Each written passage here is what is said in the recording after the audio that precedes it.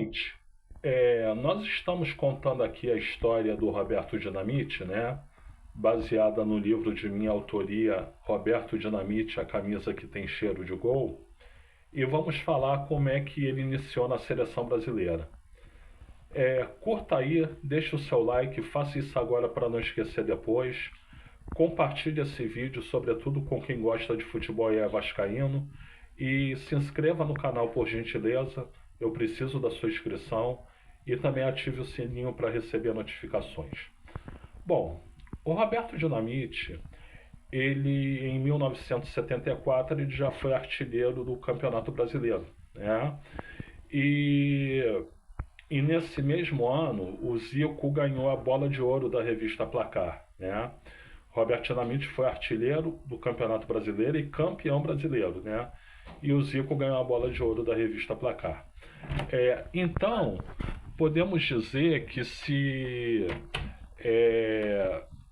a Copa do Mundo, em vez de 1974, fosse em 1975 ou 1976, né?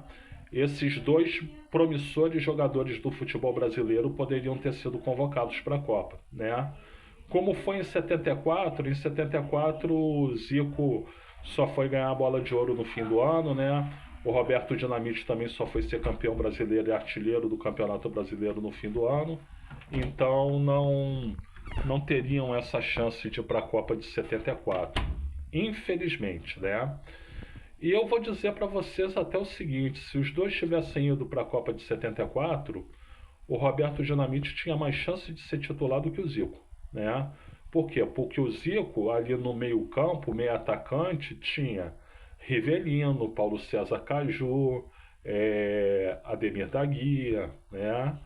Grandes jogadores, né? Paulo César Carpegiani, enfim, grandes jogadores que iam disputar posição com ele. Então, ele sendo garoto, ele possivelmente não seria titular. Já se o Roberto Dinamite fosse para a Copa do Mundo de 1974, ele ia disputar posição ou com o Leivinha ou com o Mirandinha. E vamos convir que ele era muito melhor do que os dois. Então, ele tinha a vaga na Copa de 74, até como titular, né? Bom, mas a estreia dele mesmo na seleção brasileira aconteceu em 1975, né? Na Copa América de 1975.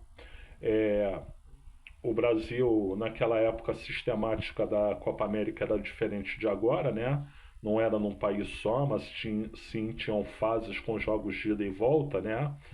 E o Brasil, ele jogou todos os seus jogos em casa no Mineirão, né? E basicamente a seleção brasileira era uma seleção mineira, né? Um combinado entre Cruzeiro e Atlético Mineiro. Mas tinha alguns jogadores de outros clubes, como o Amaral do Guarani, o Geraldo do Flamengo.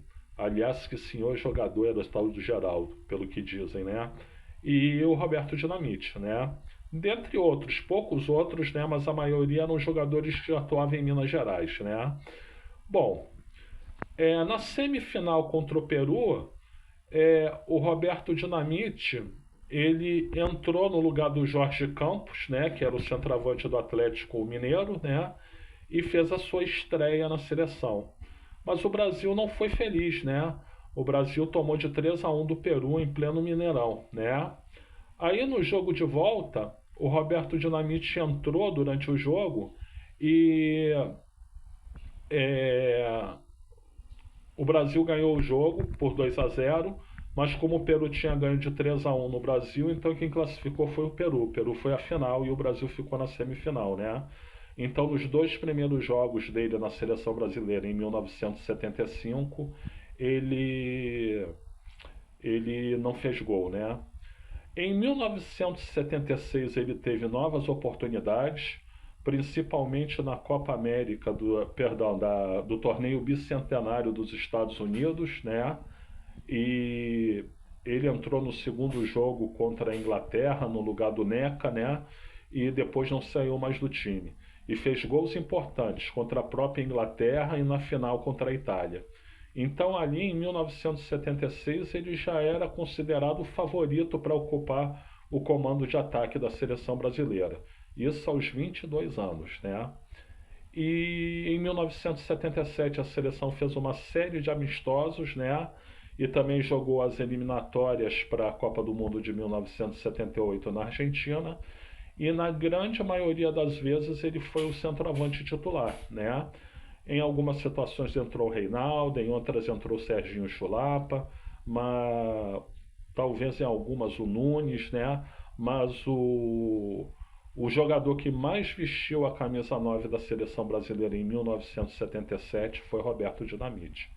Então ali começava um caminho de continuidade dentro da seleção brasileira. Bom, gente, é isso. Eu sou o Luiz Felipe Chateaubriand, eu agradeço a assistência, né? E eu aqui tenho mais de 600 vídeos sobre diversos assuntos. Por gentileza, escolhe alguns deles e boa assistência. Muito obrigado.